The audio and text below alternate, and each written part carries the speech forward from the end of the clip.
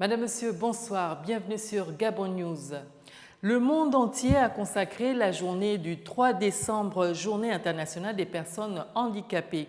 Nos reporters Martial Tsonga et Refu Itsoga ont été dans un établissement scolaire qui favorise l'insertion et l'émancipation des personnes ayant un handicap. Raïma est une petite fille handicapée scolarisée. Suivez plutôt. Elle est en troisième année du cours primaire. Ici, en plein cours, parmi ses amis, Raïma se sent bien. En témoignent ses institutrices, respectivement de l'an dernier et de l'année en cours. C'est un enfant qui s'est adapté très rapidement, puisque c'était aussi sa première année, mais s'est adapté tout au long de l'année. Et j'ai remarqué qu'en moins de 2 mois, cet enfant arrivait déjà à assimiler quelques leçons. Elle pouvait déjà lire, écrire.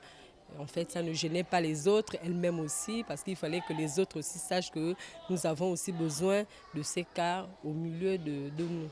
Avec Raïma, ça se passe bien.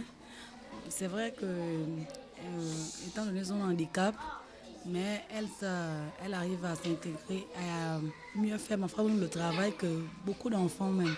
Elle travaille bien. Et avec ses camarades, ça se passe bien.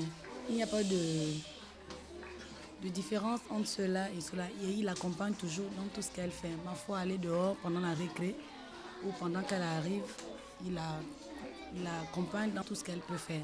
Sa copine et voisine de table dit du bien d'elle. Je joue avec elle souvent, ne se discute pas trop. Et tous les matins, quand elle vient, elle a dit bonjour. On travaille souvent ensemble. Raïma se sent bien et travaille dans de bonnes conditions. Souvent, on fait la dictée. Et on écrit des zéros en lettres jusqu'à 10. Je travaille souvent bien en français. Ma copine est bien. Et comment tu trouves la maîtresse? La maîtresse est gentille. C'est ici l'expression du courage de la jeune fille. Avec l'aide des institutrices, ses parents et l'Observatoire international pour l'intégrité et la dignité de la famille, Raïma trouve son épanouissement. Cet établissement, au cœur de la capitale gabonaise, a favorisé l'émancipation de Raïma et doit inspirer plus d'un. Rien à voir avec ce qui précède, mais toujours dans l'actualité.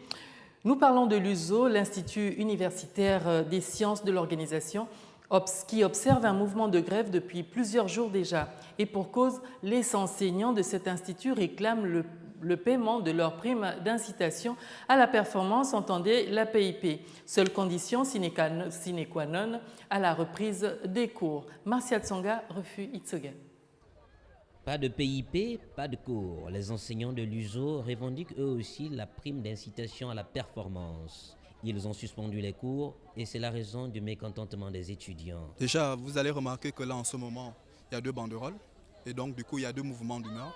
Il y a un mouvement d'humeur qui concerne le personnel de cet établissement et ils réclament la PIP. Ça, ce n'est pas notre mouvement. Et il y a celui des étudiants. Les étudiants réclament simplement, demandent simplement la reprise effective des cours ici. C'est vrai qu'il y avait plusieurs problèmes à la base, mais du fait que nous discutions normalement avec l'administration, il y a eu satisfaction d'un bon nombre de points. Bon, là, le réel problème, c'est que les étudiants veulent reprendre convenablement les cours. Ces étudiants appellent au gouvernement de tout leur cœur à satisfaire à la demande des enseignants pour la reprise effective des cours. Ce que nous faisons en ce moment, c'est montrer un peu plus haut que notre administration, ceux qui tiennent les tenants et les aboutissants de ce pays, que nous, ici à l'USO, nous voulons avoir convenablement nos cours. C'est ça le réel problème ici. Les pouvoirs publics en charge de la PIP et les enseignants de l'USO devraient rapidement trouver une solution pour que les étudiants rentrent dans leur plein droit, celui d'être formés. L'avenir du pays en dépend. La route, toujours la route à Sotega, située dans le 2e arrondissement, comme dans la plupart des quartiers de Libreville, connaît elle aussi l'épineux problème de la dégradation des routes secondaires.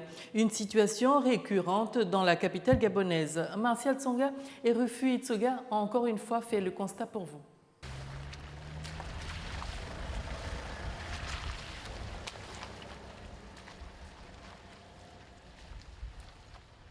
Pourquoi les pavés s'arrêtent-ils ici? C'est la question que se posent les habitants de cette partie du quartier Sotiga. Et pourtant, elle conduit directement à une école publique. Il n'y a même pas de commentaires à faire. Vous voyez, regardez un peu les nids de poules un peu partout, jusqu'au moins après l'école. Nous sommes remis à notre propre sort. Qu'est-ce qu'on peut faire? On ne peut rien faire. Nous n'avons pas de moyens. Vous voyez bien que les pavés s'arrêtent ici et après c'est le reste du monde. On n'a pas de solution. C'est une désolation, exprime Jean Hilaire, qui aurait souhaité que les pavés soient aussi posés par ici. C'est demander aux autorités politiques, aux autorités publiques, de tenir compte de ceux qui habitent là-bas. Puisqu'ici, nous avons une grande école. C'est une école publique où les élèves gabonais apprennent. Vous voyez dans quel état la route se retrouve. On demande au pouvoir public de pouvoir venir en aide à ceux qui habitent là. C'est le seul message qu'on peut apporter. Sinon, c'est la désolation, comme vous le voyez. Ici, il faut rouler au ralenti. Aussi, faut-il céder le passage à un autre véhicule pour la raison de l'étroitesse de la route.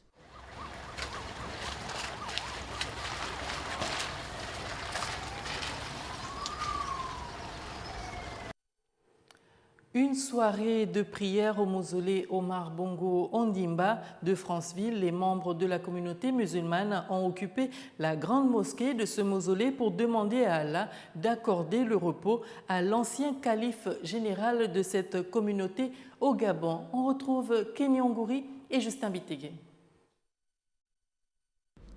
C'est au nom d'Allah, en vue de rendre un hommage à l'ancien calife général de la communauté musulmane du Gabon, feu président Hadji Omar Bongo Ondimba, que l'ensemble des imams du Gabon ont pris part à la prière inaugurale de la mosquée du mausolée qui porte le nom du défunt.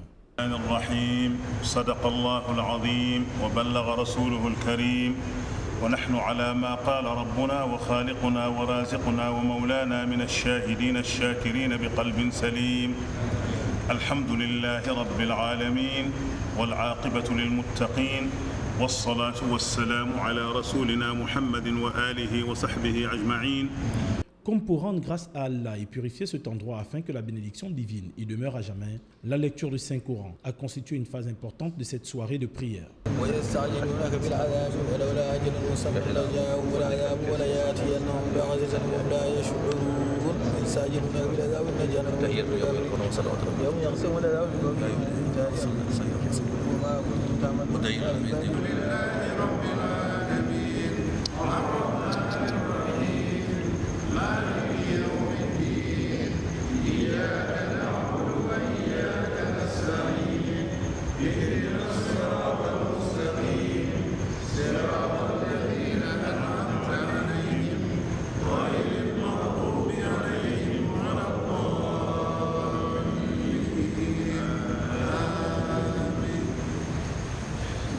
Pour clore la présente cérémonie de prière, d'intercession pour le repos de l'illustre disparu, Allah a versé sa grâce sur l'ensemble des participants afin que leurs souhaits et prières contribuent au repos de l'âme d'Omar Bongo Ondimba qui sommeille désormais dans la paix au sein de son mausolée auprès du Très-Haut.